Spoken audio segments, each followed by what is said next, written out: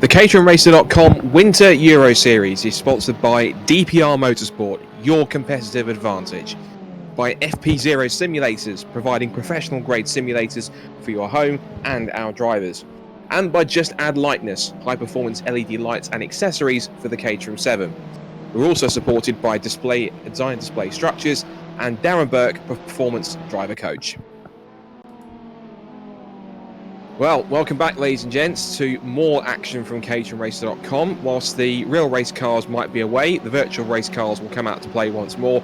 And whilst the racing season may have finished, all things considered, it is still a chance, of course, to fire up the simulators once more and to keep things busy. Welcome along to the caterhamracer.com Winter Euro Series. It's the third season that we've done full stop this year, which has been really incredible. The first, of course, was during the original lockdown. The second one was pretty much during the shortened race season that we had, and this one now to keep the drivers a bit busy over the winter period of November and December to keep them sharp before we head into 2021, when hopefully we'll have things a little bit more normal. Scott Woodwiss and Chris Hutchinson once again on commentary for this season. A little bit of a different format, which we'll get into in a minute, but for those who followed the season over the past two follow the caterhamracer.com group over the past couple of seasons, there'll be many drivers here who you'll be familiar with from both the Caterham Academy series and the 420R series, and there are a couple of new drivers in the mix as well making their debuts. Let's quickly look at the format in terms of the calendar, in terms of where we're going. It is a Winter Euro series, which means that we're not restricted in terms of any travel restrictions, which means virtually we can go anywhere we like. So this is how the format's going to be. We've got 6 venues. We're going to Brands Hatch first of all, then Zolder next weekend. The following after that is Estoril in Portugal, Zandvoort in the Netherlands on the newer Grand Prix circuit, and then Barcelona at the circuit of Barcelona Catalunya, with the finale coming at the Nürburgring Grand Prix circuit. Now, it's back-to-back races, so from tonight all the way through to a couple of days before the end of 2021.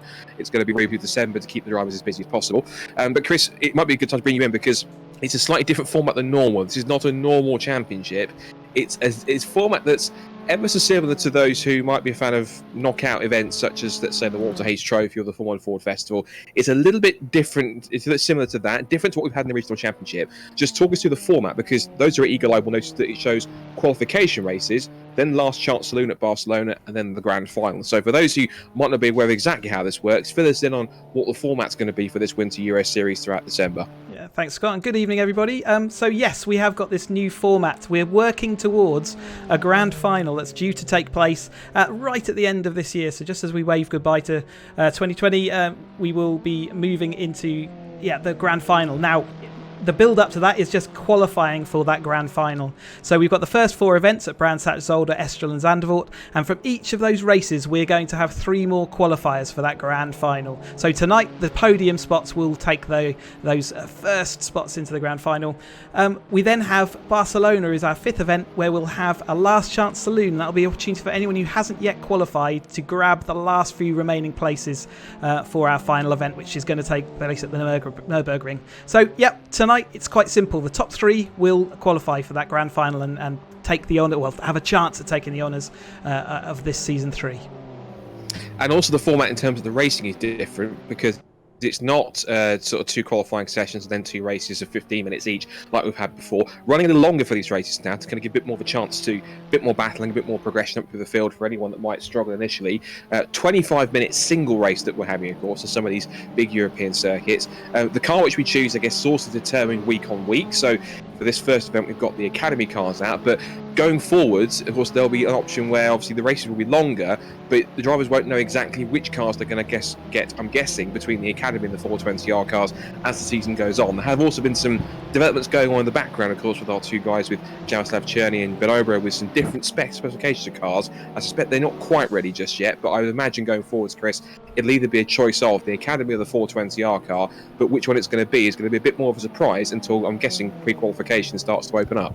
Yeah, that's right, and we will say we're aiming towards next season, where we're hoping to have a lot more cars available to us, and also maybe towards the end of this race season we might see the new 420 get a play out. So that's our aim at the moment, and yes, we want to keep them on their toes a little bit about which cars we're going to choose week on week, but certainly for tonight it's the Academy, and we'll see what comes up in the upcoming races. So, racing kicking off tonight, and one thing we should also mention as well which is going to be key, particularly for those drivers that want to survive and get into the top 3, is that I think that, well, for the first time that we've had it since we started doing these virtual Caterham races, there is the added element of damage. Now, of course, Chris will go into further detail, but we've set the damage percentage at 70%, which means it will have an effect if people start to play pinball in the first few corners and make contact with other drivers as the races go on. It's not going to be the case where if you tap somebody, that's it, your race is over. But at the same time, it should also help drivers focus the mind a bit more and maybe go for moves that are a bit more sensible and not going gung-ho and all guns blazing into certain corners, trying to make a move where they're so far back they could be, they're coming back from one side of the room to the other. So it's going to be quite tricky for these drivers to get used to that in some sense. But hopefully by the time we get to the first opening few laps and they can all squeeze through the first few corners, hopefully trouble-free, there won't be too many, if any, casualties by the time we get to roughly around 5 or 10 minutes into the race. Yeah, we'll consider it an experiment to start with. It's certainly going to add a new realistic element to the race offerings. In real life, if you make contact with another car, then you are going to suffer damage, and that is going to affect your race. So the same thing's going to happen tonight. Because it's only 70% model, it will mean that the drivers should be able to continue, and they can choose to go back to the pits and have repairs done as well. So yeah, I'm hoping that that's going to bring a little bit more sort of jeopardy into each move, like you say, and make them consider that more carefully. Because obviously, if it's going to ruin their race, then there's more on the line than just having a bit of a spin. Yeah, so that's going to be pretty crucial for them, and of course as well, it may even make qualifying a bit more crucial, because if you can keep yourself out of the pack in the opening few laps, particularly at the start of the race, the further up the grid you are, the less chance you've got, theoretically, getting caught up in any shenanigans, if there is any in the first couple of corners. But then, as we've seen in these races and in motorsport, anything can happen, and it pretty much usually does. So all to play for and lots of things to look out for in the mix. So we're in the qualifying session for our first race. Remember, it's only a single qualifying session, so pretty much wherever you start here is where you start. It's only one single race, but a longer duration of 25 minutes, just as a reminder. Now, the majority of the drivers that are entered, of course, are those that you're familiar with, those that have raced in both the Academy and the 420R Championship. So for those who've watched before, no surprise to see the likes of David Rose, Steve McMaster, Rossetti, an improvement from James Wingfield. He's currently 4th fastest, ahead of Blair McConaughey, and then Guy Crawford, who's been one of the drivers who we continue big up and likes to talk up in terms of his ability, being 6th fastest for somebody who drives a Caterham quite often on racetracks rather than actually racing one himself. But there's 2 new drivers who are joining us for the first time. One is this man, Martin Buchan, on screen. He's doing some skillful avoidance of a car that's just gone off the road. Now, Martin himself, he's a real racer. Martin has done some racing before, both in the Scottish XR2 Championship and also in the Scottish Compact Cup as well. He's a sim racer from various sims. He's also competing in the Team Brit E Series and also a competitor in the SMRC Spring and Summer Championships. So he's not averse. He's pretty well versed in terms of sims. It's his first time here with the caterhamracer.com boys. He's currently sat 12th at the moment in qualifying and certainly trying to get up to speed as quick as he can. Now the other one, and we're going to apologise to the Vart because we're probably going to butcher his name pretty much throughout the whole season, I think, and we'll try for the first time. This is Tarja Aller, who is from he's from Scandinavia, that's one thing. But he's 40 years old, 2 kids. He's played racing games his whole life. He's interested in cars and loves sim racing, and he tries to be a safe driver and has high respect for others on track. He loves fighting on the track and more than winning as well. And also in terms of delivery, it's not too dissimilar, Chris, to your Cheesemobile from a few years ago. Of course, is it? It's quite a similar looking car in terms of the paint scheme. That's right, and in fact that car is modelled in this game. If you download Assetto Corsa and go and get the Academy pack, which you're all free to go and do, you can go and download the Cheesemobile and go and race it like a pro. Good stuff. We should talk as well, because obviously I think the original plan, if we go to real racing for a second, is that I'm guessing the plan, if it still is, and feel free to correct me if it's not, was to take a sabbatical off, I think, the last couple of seasons and to come back possibly this year. And I know that you've got a 420R sort of stored away, tucked away somewhere for you when you're ready to come back out again. We have had this week, of course, for real racing, we've had the calendars come out for 2021 for Caterham Motorsport. So if anyone who loves to watch the real life Caterham racing will know that those have been released. Now there is an all overarching schedule which we can quickly talk through. I'll quickly go onto the Caterham Cars page whilst I'm doing that, just to confirm what is going where. Big schedule. We see Caterham's at 12 venues or 12 meetings, and there's some exciting stuff on there, Chris. Of course, we've got back to the usual Academy sprints. They'll be going to Kerber on the 17th of April. We've got exciting visits for the Caterham 7 UK Championship because they're getting 2 European visits, one to Zandvoort, and then their season finale will be at Spa-Francorchamps in October as well. Mallory Park are going to the Academy. Sorry, Academy are going to Mallory Park. Get my words mixed up, and that's to the place where that's for their first race. And it's actually the same place where we had the first ever Caterham Academy race. And there was a certain guy called Simon Lambert won that race, I think, if I'm correct. I'm not sure if you've a very young-looking Simon Lambert. Yeah, and the crazy thing is he's still wearing exactly the same sunglasses he was wearing some 25 years ago. So in that first race when he won it, so. Which is key. The one which I'm quite excited about, though, Chris, I don't know about you, but in beginning of July, we've got a meeting on the Silverstone Grand Prix circuit, and it's all 5 championships. So I don't think, if I'm correct, at least not in recent memory, the Academy is raced on the Silverstone Grand Prix circuit. It's been to Silverstone, to either national or international circuit, but I don't think it's ever been on the Grand Prix circuit, and it's a weekend where you've got as well Road Sport 270, 310 and Caterham 7 UK. That in itself could be one of the centerpieces, if not the centerpiece of the season, and especially in summer with some great weather, that could be a barnstorm of a weekend. Yeah, we're looking forward to that. And yeah, just to put the suspense out of what you were saying before, I am racing the 420R Championship this coming year. Good so man. I'm really looking forward to that. And the car will shortly be out getting a dust down. And in fact, it's not the car that needs a dusting down, it's me. But yes, we are heading to Silverstone, and it'll be quite the first time for a lot of people. The 420s have raced at Silverstone before, but the most of the other series haven't certainly in recent past. So yeah, it'll be a good opportunity for them to get going around a Grand Prix track, and what a thing to be able to say you've done. Yeah, absolutely. And the best way to keep track of the dates, if you go onto the Caterham Cars Limited Facebook page, details are all on there, including a group calendar as well as individual calendars for each of the 5 championships. And of course, that will kick off with first rounds actually back at Cadwell Park, which is where we started with our shortened season in August. So it looks as if the drivers and Caterham enjoyed it so much, they decided to go back to Cadwell Park. And that was quite a thing, watching particularly the 420Rs winding around Cadwell Park. It looks as though they enjoyed it so much they decided to go back, which was brilliant. So do watch out for that. The first meeting time you'll see Caterham's out in 2021 will be on the 10th and 11th of April, and that will be Caterham 7 UK, 310R, 270R, and Road Sport, all things considered. So back to virtual racing. The qualifying session has gone tick to 0, so we've got a final couple of cars which should hopefully be able to finish some lap times before the session ticks over. And it's David Rowe, DPR Motorsport team boss, of course, DPR being one of our thankful sponsors for this winter Euro series.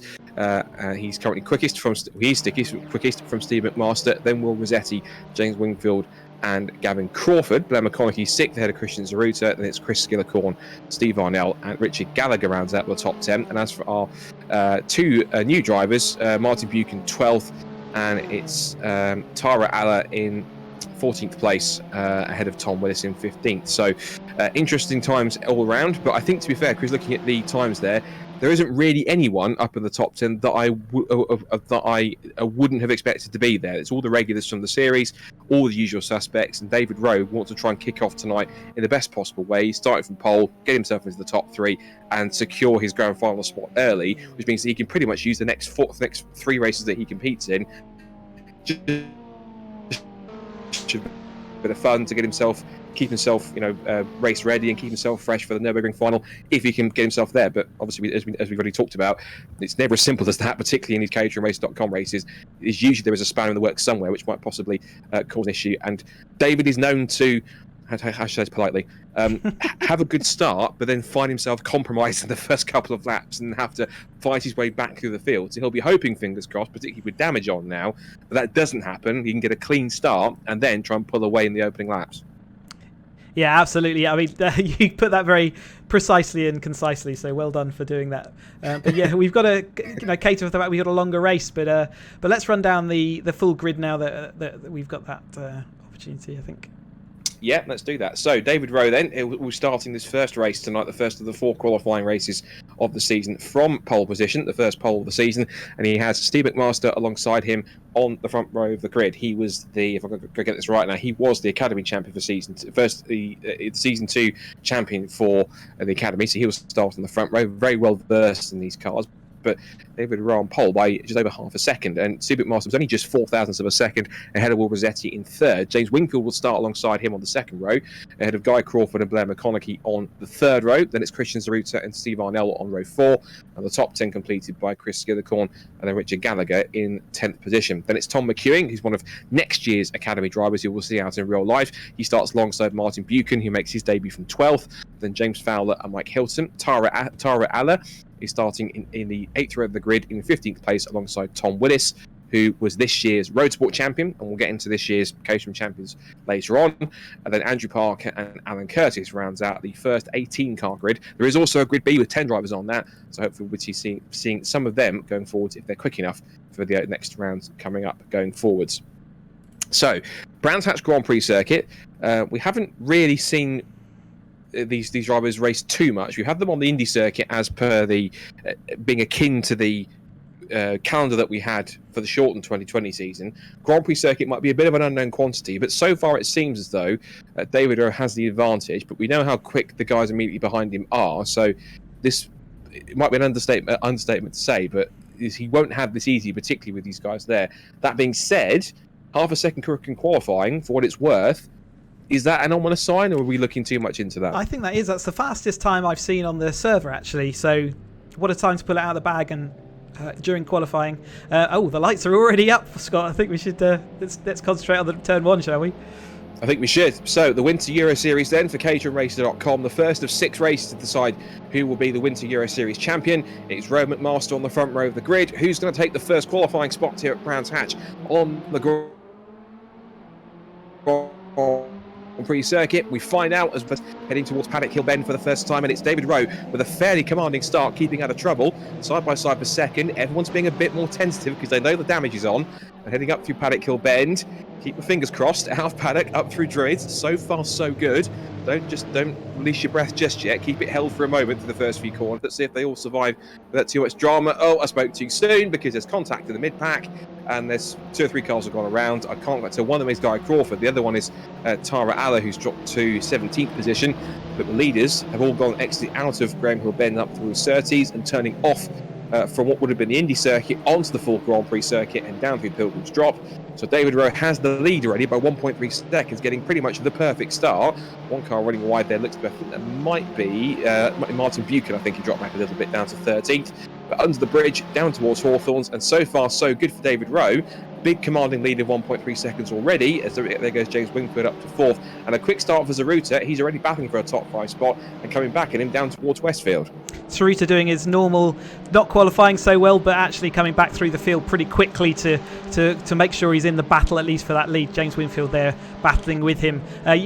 We couldn't do a Euro Series without coming to Brands Hatch. We don't often get to drive on the Grand Prix loop nowadays, and it's great in the sim world. We can do that without problems, no noisy neighbour issues. When in the sim world.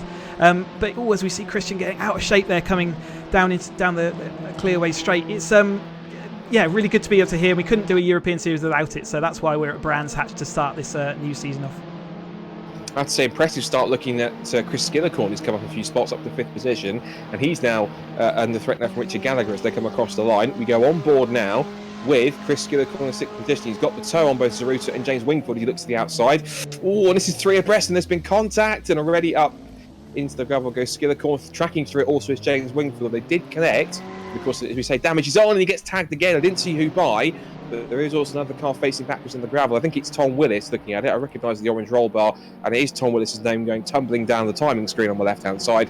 So unfortunately, Tom Willis collected him. And I think, to be fair, Chris, on that one, Chris was involved in that incident with James there where he ran wide and was trying to go down the outside line. I think, to be fair, maybe unless he had the parameter plug-in on to see where he was, might not have exactly seen really where James was, as there's a bit of a twitch there from Will Rossetti in 2nd place.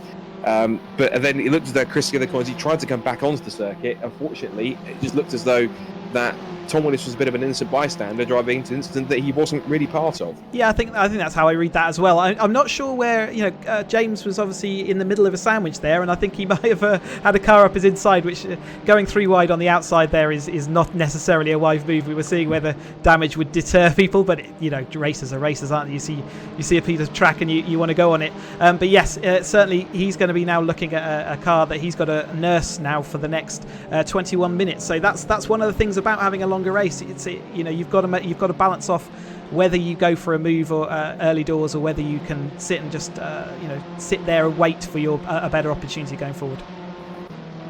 We're just going back to the conversation we're having about the Caterham on the Grand Prix circuit. I think the last time we had it was a couple of years ago, when the 420Rs normally in most seasons, in seasons past, would have supported the British GT Championship. I know they've been live streamed a couple of times on that as well. I think it was the last time we had it was probably, even as recent as possibly 2019, I think. So, and that was some pretty good racing all round in that season. So far, David Rowe has got the command of this race so far as he heads on to another lap. We've already got 4 minutes in the books ahead of Will Rossetti and then Steve McMaster. Richard Gallagher's up to 4th after he's worked his way through the mix. Then it's Christian Zaruta 5th, Steve Arnell in 6th position. James Wingfield's dropped down to 7th after all the dramas he's been involved in so far. And then it's Tom McEwing is up to 8th. He's had a great start. He started outside the top 10, but again, has picked his way through some of the incidents in front of him to move himself up into a top 10 position so far. Just behind, I can see there, James Wingfield going up the inside of Steve Arnell and making a nice clean pass into Surtees, just edging him out towards the side of the track as they come up over the crest and now down the hill underneath the bridge at Pilgrim's Drop. And Steve's trying to come back at him here, trying to get the side draft as they come down towards the right-hander at Hawthorns. These two very fast, very tricky right-handers on the Grand Prix loop here. First of all, there's Hawthorns, this long right-hander which you find lots of understeer, even though it's slightly banked. You have to be careful how you attack it. And then it's a slightly sharper but still equally as quick Westfield corner. We have to kind of give at least one downshift and then just get straight back on the power and hope that you've turned in at the right moment, because that's a corner where, Chris, if you even get the apex ever slightly wrong and you get on the throttle just ever slightly too early, it can be the difference between nailing the corner absolutely perfectly and taking the right amount of curb, or missing the apex entirely and running out into what possibly could be a rather dangerous gravel trap on the outside line. Yeah, that's right. And a lot of these, the corners all out the back of Brands Hatch are really, really fast and flowing. At first sight, when you see them, they don't necessarily look that way, but when you're actually up to racing speed, that you can take them all at faster speeds than you think, and there's not much runoff, so it certainly gets your attention. But as you say, you've really got to pick your line, pick your timing, to make sure you maximise every single last bit of that track so that you can carry as much speed, especially in these Caterham Academy cars, where they haven't got the ultimate top-end pace, so you need to be able to maintain your speed through the corners, and that's what we see the top guys managing the process very well, and certainly with Rowe out front, pulling out that he's certainly got that absolutely nailed on.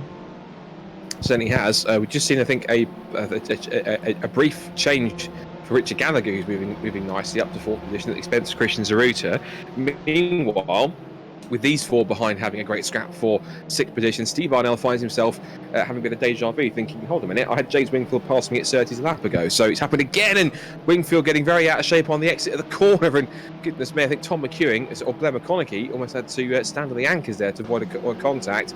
Poor James Wingfield qualified well, was up there in the top 5, but unfortunately looked as though Chris just maybe got onto the power a little too quickly trying to defend the place for Steve Arnell. And as a result of that, he had a spin where he did it, unfortunately, all by himself. I think there was actually some tyre contact there. They had a little bit of a jink. Yeah, I think Steve Arnell actually drifted out a little bit side by side through that, and it just made a little bit of contact, which then helped James around. I'm sure we'll look at that after the race, but yeah, little bit of contact helped that situation deteriorate.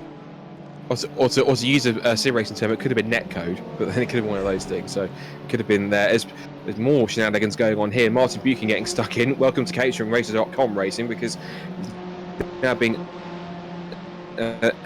harassed by both James Fowler and his other fellow new driver, Tara Aller, the Scandinavian driver, in 12th position. This is the fight over the last top 10 spot, but as it stands, the 3 automatic promotion spots, as we continue to watch this battle for 10th, the 3 automatic promotion spots are going to go to David Rowe, Will Rossetti and Steve McMaster. They are the 3 drivers that will get booked their places directly into the final at the first attempt.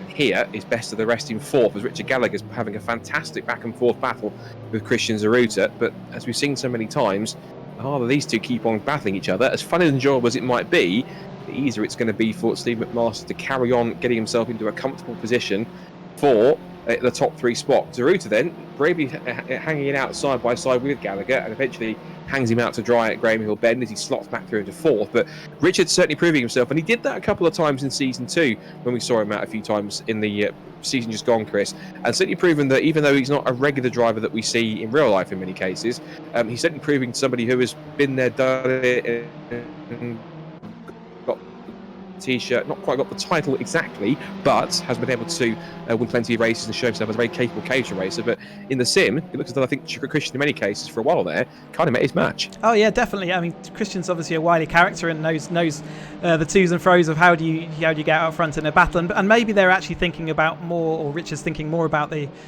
catching up the guys in front, which is obviously where the prize lives tonight. But yeah, he's another one of these drivers who's very consistent, and I think the longer race format of 25 minutes is going to help people like that who are able to survive the whole race without making too many mistakes and using the opportunities when they get them. So I think that's a really good skill to promote and learn during this season for all the other drivers as well. Some of them we've seen already crashing off and spinning, and obviously that's kind of the end of their evening so far. So yeah, it's good to see that other side of the races, and we'll see people like Steve Arnell are also very consistent, and all the regulars at the top can also turn in a regular lap time. But the pressure of trying to drive for 25 minutes out front is going to be quite great for David Rowe. We've seen that he has been subject to a few self-inflicted errors before, and turning 25 minutes of lap after lap is certainly takes a lot of concentration. So I hope he's had his shot of coffee before he started. I think he knows how you feel now, because you've had to deal with racing half an hour in Caterham, so 25 minutes is something he's got to get used to, and now he probably understands why at the end of it you guys are possibly out of breath and exhausted after all the battle that you've had. Speaking of David Rowe, he is going to have to keep looking in his mirrors very shortly, because Will Rossetti's been ever so slightly closing that gap down. It was at one point about 1.4 seconds, but he's been chipping away the last few laps and gets to get it down to less than a second. We go on board with Will in his golf-coloured machine, blue and orange, down the back straight through Pilgrim's Drop at the compression of the hill, and then through the first of these three very fast right-handers, being Hawthorns. And we'll stay on board here for a second. So Westfield, quick dab of the brakes, let the car roll in and back on the throttle just as you get over the curve, and that's the perfect line really. Use all the curve as much as you can that you're allowed. And then Shinko, it used to be Dingledale. We used to have a bit of a wiggly sort of very high-speed chicane, but it was never really taken as a chicane. It was taken more as a launching pad more than a chicane, because it had quite a little hump in the middle. But Sheen curve reverting that corner back to what it used to be originally, but not as quick and not as open. So different corner altogether now compared to how it used to be back in the Grand Prix days. And under the bridge, through Clearways and Clark Curve, and back onto the Jack Brabham Straight to complete another lap.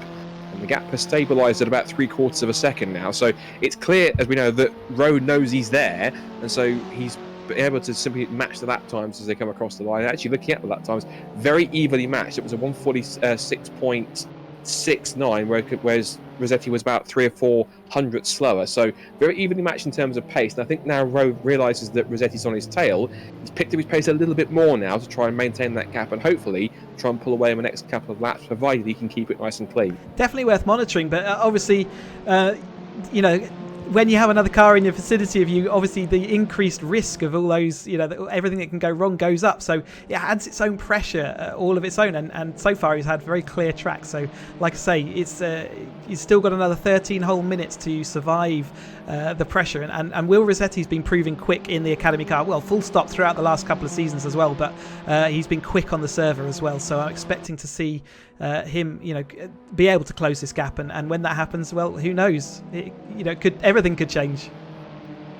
It could, and it could result in having a different race winner. But at the same time, obviously, Will's got a bit of a decision to make here, really, in these next few laps, because yes, he's on the tail of David Rowe, and yes, he's closing in. He's got the gap down to under a second, but he's also at the same time in a position where he is in one of the 3 automatic qualifying spots to go into the grand final. So, if he stays where he is, he'll be guaranteed a spot into that final. So, at the same time, he is a racer and he wants to go out there and win. If the opportunity presents itself, he's not exactly going to back off and just let David Rowe have the victory and sit back in second place. So he's got to decide what really means more, qualifying for the final or going for a race win. And I guess if the opportunity's there and it's realistic to make a pass, take it. But at the same time, he's maybe got to think about the long game, thinking, if I make a move and it doesn't work here, it's going to mean that I'm going to be compromised and have to take longer to get into the grand final. So it might mean psychologically, if he can stay there, he hasn't got to fight so much in the next few races and he can enjoy himself. Whether he wants to get that victory now, or just book the place and look for the victory next time, remains to be seen. Looking at the battle here, this is still for best of the rest, and Christian Zaruta still cannot shake off Richard Gallagher as he looks for the undercut on the run up towards Druids. Zaruta chops him off and goes to the inside line to defend, so Gallagher thinks, right, I'll try and go around a long way round if you're going to play that game, and tries to prise the door open on the exit of Druids. And again, whilst they're having fun battling each other, just look in the background, because Steve Arnell is starting to break away from both Blair McConaughey and Tom McEwing, who are both battling for 7th place, and also trying to close in now to get himself into the top 5 and maybe even make it a 3-car battle for best of the rest in 4th. Yeah, 3-car battle, and who knows when Rossetti, which he's actually dropped back again a little bit. It's sort of toing and froing. We've seen it a few times before with drivers where they're better around one bit of the track but slower around the other, and overall the gap is now extending back out to the lead. But you never know if these two have a bit of contact and someone out front makes a mistake. Suddenly 4th and 5th place is actually a vital. It will be a qualification spot by the time that everyone else recovers to the track. So yeah, everything to play for sure. And there's only 11 minutes to go, so we've already passed half distance in this race. Of course, it's incredible how time flies, and we're used to having this regular sort of 2-race format, but of course with this longer format now, with only just 1 race, it's making a bit of a difference. Now, James Fowler looking for 11th place here after Tara Alla. It's just a bit wide in this contact, and because of that, Alla goes off onto the gravel trap and gets sideways, and then the cars that are following behind have to take avoiding action. There was one car that skated off into the gravel trap. I couldn't quite tell who it was, but it's dropped a couple of spots. I think it may be Gavin Crawford possibly. And James Wingfield's also been off the road as well, trying to get around the outside. So everything's been happening there. But actually, that is James Wingfield battling with Guy Crawford. So the two of them having a bit of a scrap, and looks as though I think that Guy's possibly sustained some damage because he's crawling around and he's not going to pit. So whether he's just going to try and struggle around for the next 10.25 minutes, or we're just trying to find his feet again with how the car was feeling, I'm not sure. But I think that might have been a cut penalty, Scott, where he went off the track and rejoined. It would have given him a cut. So you have to slow down to sort of take that penalty as you're out on track. So back to the race leaders then. Still the gap is remaining as a second between David Rowe and Will Rossetti. Steve McMaster is a further 1.8 seconds back in 3rd position. And there's a big gap back to Steve Arnell in 4th. Now, what's happened to Christian Zaruta? Because he was as high as 4th. And also what's happened to Richard Gallagher. So the pair of them look as though they've made contact at some point, because it's all changed for 4th place downwards. So now Steve Arnell's up to 4th. It's Blair McConaughey 5th, Tom McEwing 6th. There is Christian Zaruta in 7th place. He's ahead of Andy Parker in the silver and purple machine in 8th position. 9th is Richard Gallagher now, so there's a car between Zaruta and Gallagher, and then 10th for James Fowler. So unfortunately we don't have the benefit of a replay to look back and see what happened, but it looks as though, I think, for whatever reason, I suspect there's been contact. They were that close for several laps. I think there's been contact between the pair, and as a result of that, they've both got going again, but they've allowed several cars through. So Steve Arnell's now best of the rest. That's not helping Mike Hilton's cause either. He was side by side with Chris Skillicorn, who's climbing back up the order after his early incident at the start of lap 2 at Paddock Hill Bend. And the man he made contact with, James Wingfield initially, is fighting away with Martin Buchan, who's also trying to make his way back up. So lots of happenings going on in terms of it, and drivers trying to get back up the order. So it's almost a bit difficult where to look, because there's so much going on up and down the field. Yeah, and a lot of it is recovery, isn't it? And I guess again, just was it worth all the risk early doors? But we're seeing some great battles anyway. These guys are sort of still shoving it side by side at all the places you might expect a Caterham to do so. With Wingfield here going there. I was just concentrating on Mike Hilton, because he's quite regularly on the B grid, and he's done a great job tonight to get onto the A grid, and is he was sticking it in the top 10 there, which is a great thing. He had a little bit of a side by side moment with Chris Skillicon, but he's still there solidly in just outside the top 10, in 12th place currently. And having a good job at the moment, although he might come under threat from these two if they are quick enough to catch him, whilst also battling amongst each other. So James Wingfield holding on to 13th place, Martin 10th, and Guy Crawford and Tara Alla are also trying to get themselves up through the order. Here's Richard Gallagher trying to repass Andy Parker, which he does, so he's up into 8th position now at the expense of the silver and purple machine.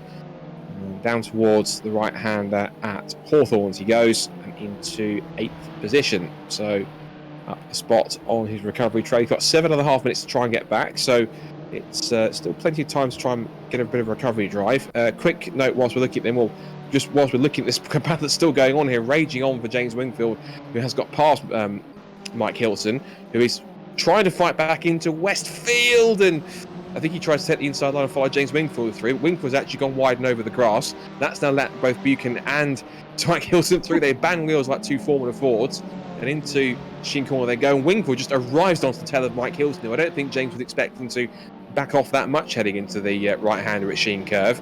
And now through left-hander at Sterling's. I think he's feeling he's getting a bit held up here, so Hilton either suffering a bit of damage or just not feeling as confident as he was a few moments ago.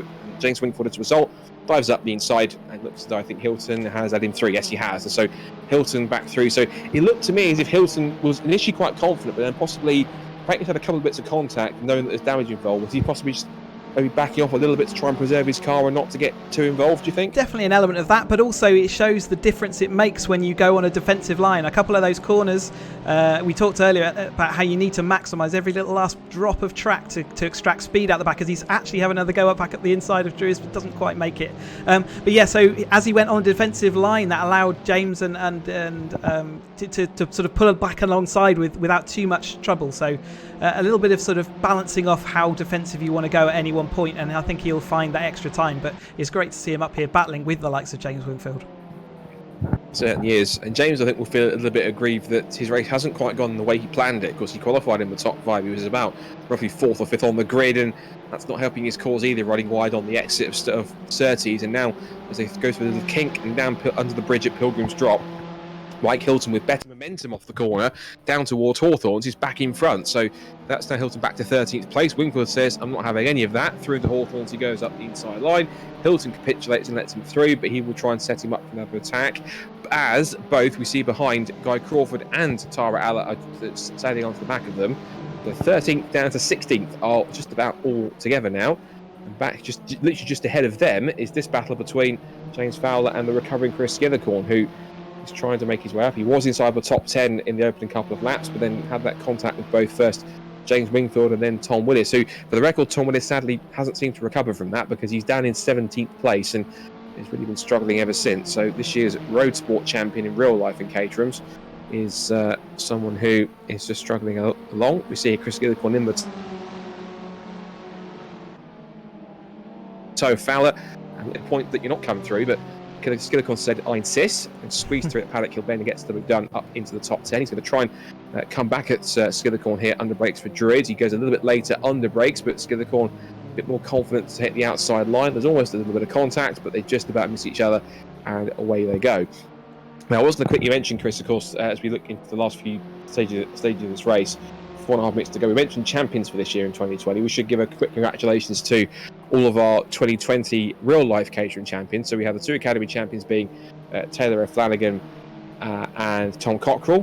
We had the Road Sport champion being Tom Willis. It was 270R championship for Lars Hoffman. 310R title went to Greg Monks. And who else was it going to be but John Byrne, who won the 7 UK championship. So a very hard-fought year by everyone. And it's good to see we managed to at least get out there, get the season that we did, and crown some champions. Hopefully going into 2021, they should all be feeling quite confident and quite raring to go after this slightly extended winter, slightly shortened winter break in many cases, but hopefully nice and refreshed for the opening rounds at Cadwell Park.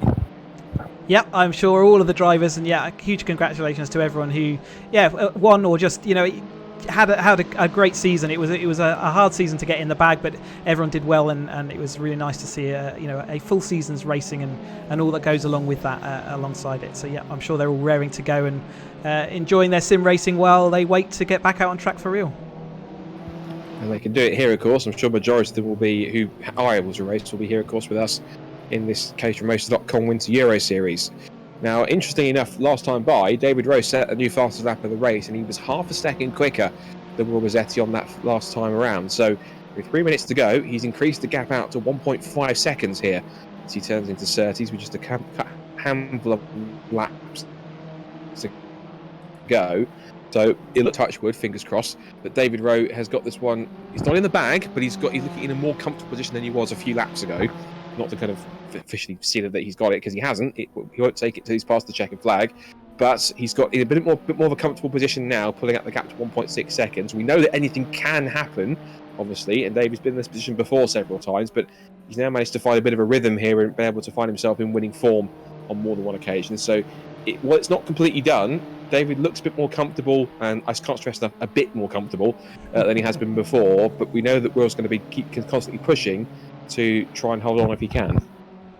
Yeah, that's say he's done an extremely good job to get this far. He's just got to maybe 2 more laps to get done, and then he can actually bring it home. And he's in the DPR simulator up in their Red Wheel workshop, and any drivers looking to see what a Caterham simulator can be, I encourage you to get in contact with DPR, and you can book sessions on that, and even have full-on driver instruction and coaching from Darren Burke in that facility. So get in contact if you're looking to race or looking to understand what's possible in a simulator. Get in contact with DPR.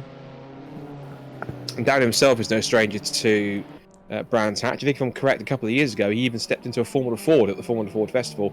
That was on the Indy circuit, but he was back in there, and he had a couple of supporters from Caterham who were cheering him on, and he actually didn't do too badly. Actually, he was doing pretty well in the races that he managed to compete in. So Darren certainly knows his stuff, and he'll certainly be someone who can enhance anyone's driving, particularly those who are looking to race in next year's Caterham Championships, be it Academy all the way up to the 7 UK Championship, particularly when you've got the likes of Spa-Francorchamps and Zolder and Zandvoort and the Silverstone Grand Prix circuit in the mix. Those are 3 circuits that you definitely want to sharpen up on if you can.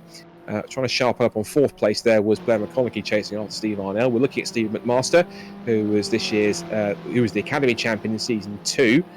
Didn't have a great final round, of course, admittedly, at Snetterton, but he looks what we found out was that on drop scores he had enough points to gain back that he was able to maintain his advantage and hold on to the title. But it was very much a James Murphy Road Sport 2018 situation where it was an absolute disaster, at least in terms of McMaster's weekend.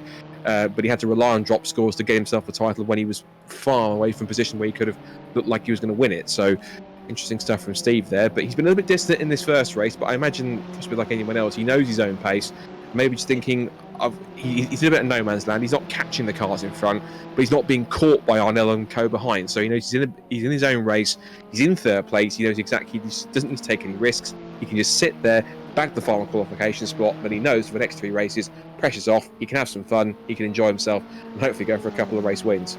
We actually just crossed the line as it ticks over to 0, so they have got 1 more lap to survive. They've got another X number of miles to get there before they can actually take the checker flag, but he only missed out on that by a factor of milliseconds. Actually, McMaster took the 420R championship, and he doesn't necessarily get on as well with the Academy. And so actually, I think he'd be pretty pleased to finish 3rd because he doesn't find that ultimate pace that he does get with that 420R. So I think he'll be pretty confident and happy that this has gone well, and he's just been able to take that result. But yeah, everyone's got to survive a whole nother lap, so buckle down for the last few quarters. Yeah, I got my championships mixed around because I know Jaroslav Cherny won one of them, and I remember it was 420Rs first and then the Academy one, so I was getting the 2 championships mixed up. So yes, you're right, it was Steve McMaster who won the 420R title. It was Jaroslav Cherny who ended up being Academy champion. Looking back here, this battle still hasn't finished. We've still got Martin Buchan, who is looking to try and hold on to 11th place here and just edges James Fowler out, who is a former driver in the Academy from 2019. Didn't race this year, to my knowledge, but if he's looking to possibly do so, might come back next year for a crack at road sport onwards. I know there are 1 or 2 drivers who in real life didn't do road sport this year, but are coming back to do road sport next year after missing out on a year. So they're side by side exiting Surtees corner over the crest up through Pilgrim's Drop, and still these 2 not willing to give an inch here as they come down under the bridge towards Hawthorns for the final time. It's Fowler on the inside and Buchan on the outside. We'll come back to that in a second because DPR boss David Rowe is going to head through the final couple of corners, and he will come through to take the prize he's been looking for. I mean, the pressure is off for him for the next 3 races because he will come to the checkered flag and take the first race victory in the caterhamracer.com Winter Euro Series at the Brands Hatch Grand Prix circuit. It's 2nd for Will Rossetti, and the final qualification spot to secure his place in the final goes to Steve McMaster, the 420R champion. So congratulations to them. Now, best of the rest from 4th downwards. Here they come across the line. It's going to be Steve Arnell with a brilliant 4th place, ahead of Blair McConaughey in 5th, then 6th, 7th and 8th it's Zaruta, then McEwing, then Gallagher, 6th, 7th and 8th, and then 9th and 10th will be Andy Parker. I think Chris Skillicorn, I think, should be just about on his own in 10th place. Yes, there he is. Across the line he comes now to complete the top 10. Now, for that scrap for 11th, it might be a bit of a sprint to the checkered flag here between Martin Buchan and James Fowler. It is going to be nose to tail, but Buchan, in his first night racing, gets a solid 11th place. That's a really good effort from him. That's Fowler 12th. James Wingfield, which would be quite disappointed with 13th. Then it's Crawford Tara Alla, and then Tom Willis managed to pick himself up to 16th place. Mike Hilton hitting some strife in the end, ends up in 17th. Alan Curtis will just, I think he's going to come across the line 18th. I think, again, he had to serve a penalty, so he did it just at the last second there. I thought for a second he was kind of just thinking, no, I'm not crossing the line. I've had I'm so fed up about my race, I'm not even going to finish it. But he managed to stop and take his penalty and then come across the line, so he wasn't going to get hit with anything by the time he took the checkered flag. So, first race of this Euro Winter Series is under our belts, and it's David Rowe who picks up the victory by almost 2 seconds from Will Rossetti in second place, Steve McMaster in third, and the top three are the first three drivers guaranteed to take part in the grand final at the 29th of December at the Nürburgring Grand Prix circuit, the virtual one at least. Steve Arnell fourth, Blair McConaughey fifth, then it's Christian Zaruta and Tom McEwing ahead of Richard Gallagher, Andy Parker and Chris Skillicorn rounding out the top 10. 11th to Martin Buchan, well done to him on his first night racing with caterhamracer.com. 12th place goes to James Fowler ahead of James Wingfield and Guy Crawford. Tara Alla on his first evening gets 15th place after a very hard fought up and down race. And Tom Willis, who will have wished for more, but he got caught up in incidents early on. And it's Mike Hilton and Alan Curtis to round out the 18 cars that all started, and all 18 finished, even with 70% damage on. That's an achievement in itself.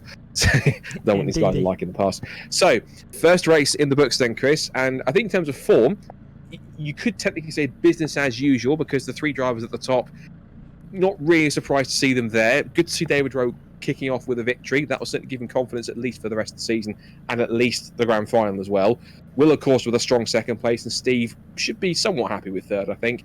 But fourth place downwards, there's plenty of drivers, I'm sure, that are going to want to get those next promotion spots and to secure their places come the end of December. Yeah, as the season goes on, the focus will become further away from those the podiums if they're regularly up in the podium spots, and it'll focus more and more further down the the grid as the qualifying spaces sort of end up further down. So a good incentive.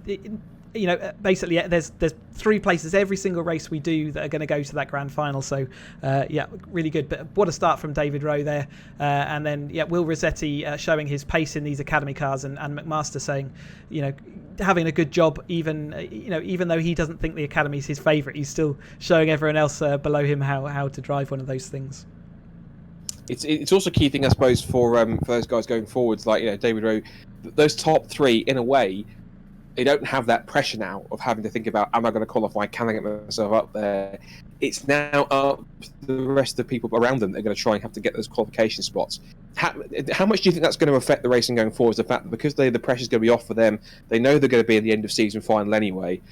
Do you think these guys are going to be able just to go out there and just enjoy themselves a bit more and not have to worry about where they're going to finish? Obviously, everyone wants to win a race, but do you think we'll see in terms of some of those drivers just been enjoying the battles and not getting caught up in exactly where they're going to be stalling towards the front? They're being racing drivers, they all want to win, we all want to get a good result, but do you think there's going to be less worry about that going forwards for these three? Yeah, definitely. They've got the pressures off now, but I guess everyone racing around them knows that the pressure's off, and they'll have to treat the rear end of their car like a bucking bronco. It's they are in the hot seats, and everyone else will have to make sure they don't come into contact with them, because ultimately it won't affect their race or their qualification chances, but it will affect yours. So again, some more interesting psychology there we've got to look forward to towards the end of the year. A bit like when a non-championship contender comes in on the last round of a season, they can go for the win, because really it's up to the drivers if they want to crash into them or not, isn't it? Absolutely, yeah, that's absolutely the case. Right, I think it's time, as I like to say, to don your Martin Brundle cap and go and have a wander down the virtual pit lane and see if we can find. I'm guessing we'll try and grab as many of the top three as we can, but exciting stuff for the first race. I'm sure there's going to be a few drivers who will be, at least the top three will be, very delighted that they've managed to get the job done at this first round. So, as I always say, Chris, off you go. Let's see whether we've got our winner here, David Rowe. Have you got us in the commentary box? Yeah, I can hear you loud and clear. So, Dave, joining us from the DPR workshop, the simulator down in Red Hill. That went pretty to plan, I'd say. Wow, yes, it was great. Good qualifying, couldn't have gone much better than that, to be honest. And then, I don't know, I just kind of backed off too much from the race, and Will was coming. I was under some serious pressure, and I was making a few mistakes, and then I just managed to get it together at the end. So it was really good, actually. Yeah, we saw in the middle he was certainly putting the pressure on. He's had a speed all week, so I guess it was to be expected. But it's not a comfortable feeling when you're out front. You just want a nice, relaxing time, don't you? Put the radio on. Yeah, I was just trying to settle for some kind of mediocre lap times, but Will was absolutely rapid. He was going for it, and I think he ran out of steam a little bit at the end, but it was just unbelievable pressure. Still a perfect way to start the season. You've got your qualification spot for the grand final now, so in the rest of the races, I guess you can relax and have a good time. Wow, my wife is going to be extremely happy that I don't go to work at this time of night anymore. Thank you. I shall accept the money from her later on. Yeah, well done tonight, and we look forward to seeing you again on the server soon. Thanks, guys. Thanks a lot. Okay, and I think we have got Steve McMaster. I'll see whether he's got audio. Steve, can you get us in the commentary box? Hey chaps, how you doing? Yep, all loud and clear. So you're not a big fan of the Caterham Academy car, but what a result tonight, really. Yeah, cracking it. I mean, Rocket Row. I mean, seriously, there was no catching him and Will tonight as well. They were both on a different level to me. They had 2 or 3 tenths a lap on me. But yeah, no, I mean, listen, I'll take that. 3rd place in the first run out in the Academy car, which isn't my favourite, but it's still great racing, right? It's great to be out again. Yeah, and so you're basically the top 3. You're all cleared off quite early doors and didn't really look back. You look like you might be making some ground on Will right towards the end of the race, but we thought everyone was sort of settled in at that point, so maybe it was just them easing into their top 2 positions. Desperately hoping for Will to catch David for them to trip each other up, but you know, we're all grown up, so I didn't think that was going to happen, particularly because of the getting through to the grand final and having the first 3 positions. So that wasn't going to happen, despite my best thoughts. But yeah, I mean, listen, it's all tenths here and tenths there, and once they were 2 or 3 seconds ahead, it was just going to be impossible to catch them. Still, you've got your qualification spot now, so you are all set for the race of the season. You can just join in and have fun as and when you see fit. Win and have fun and try to win, obviously. Of course, yeah.